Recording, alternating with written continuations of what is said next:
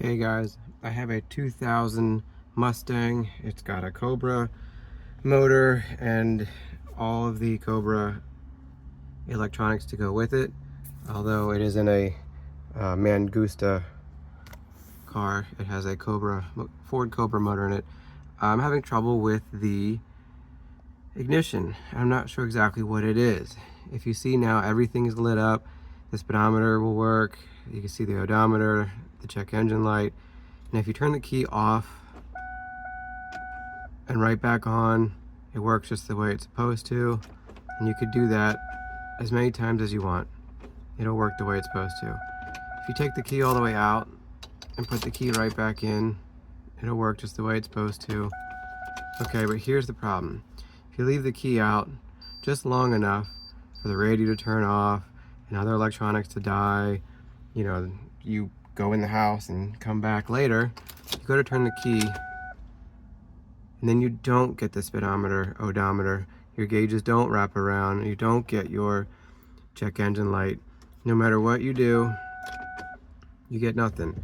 And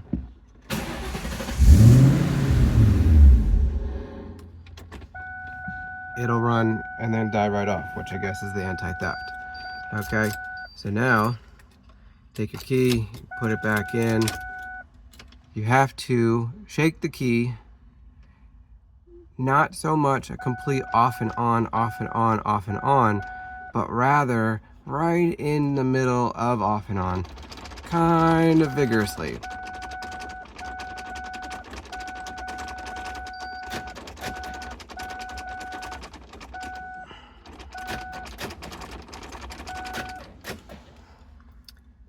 And then you'll get it all to work. Now you'll start the car. It'll stay running.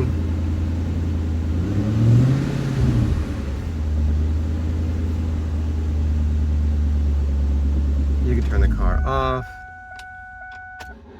If you do it quick enough, you can start it right back up.